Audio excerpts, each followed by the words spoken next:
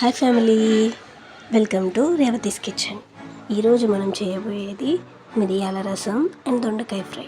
దీనికి కావాల్సిన పదార్థాలు: దొండకాయలు 1/2 kg అండ్ కరివేపాకు, తిరువాత గింజలు అండ్ ఎండుమిర్చి. ఒక బాండీ తీసుకొని దాంట్లో 2 టేబుల్ స్పూన్స్ ఆయిల్ వేసి బాగా కొంచెం వేడయ్యే వరకు వెయిట్ చేయాలి. కొంచెం వేడైన తర్వాత దీంట్లో 2 ఎండుమిర్చి, తిరువాత గింజలు,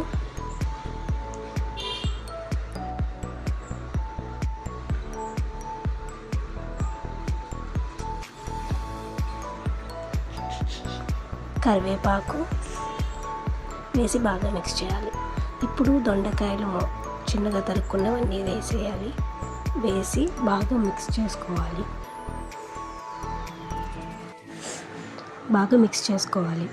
సో మిక్స్ చేసుకొని బాగా ఏగే వరకు వెయిట్ చేయాలి. మధ్యలో కలుపుతూ ఉండాలి.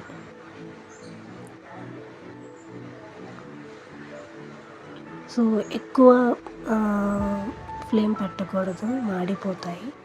1 టీ స్పూన్ సాల్ట్ తగినంత వేసుకోండి, మీకు టేస్ట్ తగ్గట్టు. బాగా మిక్స్ చేసుకోవాలి.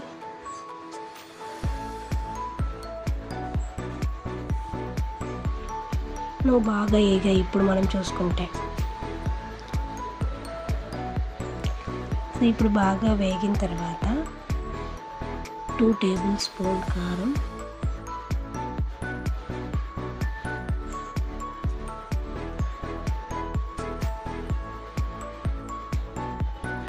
2 టేబుల్ స్పూన్ కారం వేసుకొని బాగా మిక్స్ చేయాలి.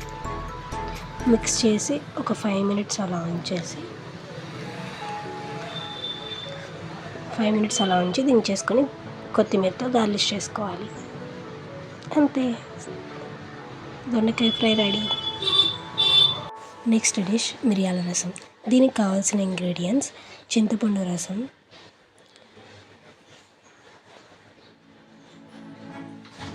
కొత్తిమీర, కందిపప్పు, ధనియాలు, ఎండుమిర్చి అండ్ కరివేపాకు.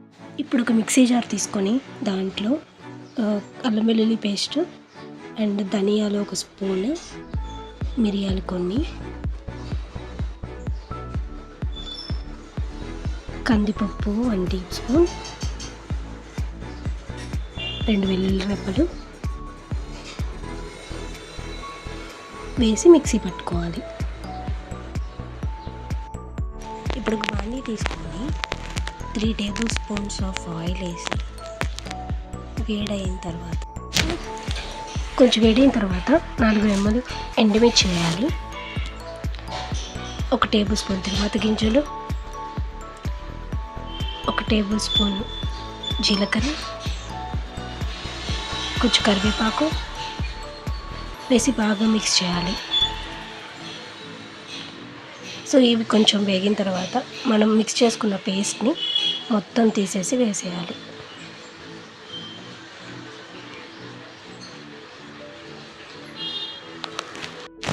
ఇప్పుడు బాగా మిక్స్ చేసుకోవాలి. పేస్ట్ వేసేయాలి.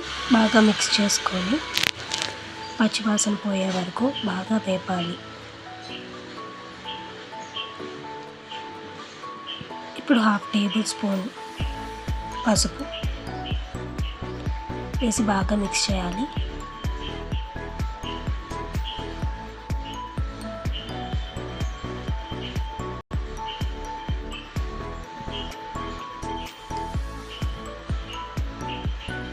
ఇప్పుడు మనం రెడీ చేసుకున్న చింతపండు రసాన్ని పోసేసుకోవాలి.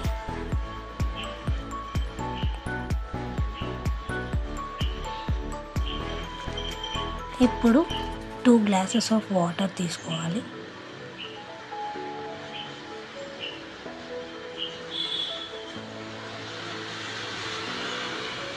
సో దీన్ని బట్టి మనం పులుపుని అడ్జస్ట్ చేసుకోవచ్చు, క్వాంటిటీ ఇంక్రీజ్ చేసుకోవచ్చు.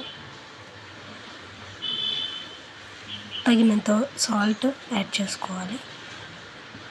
బాగా మిక్స్ చేసి అవి బాగా మరిగే వరకు ఉండనివ్వాలి.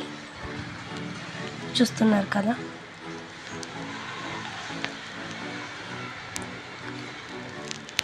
ఇప్పుడు కొత్తిమీర వేసుకొని గార్నిష్ చేసుకోవాలి. బాగా మిక్స్ చేస్తే కొత్తిమీర ఫ్లేవర్స్ అన్నీ మనకి మిరియాల చారుకు వస్తాయి. ఫైనల్లీ బాగా మరుగుతున్నాయి. అంతే, మిరియాల రసం రెడీ. కొత్తిమీరతో గార్నిష్ చేసుకోండి. ఫైనల్గా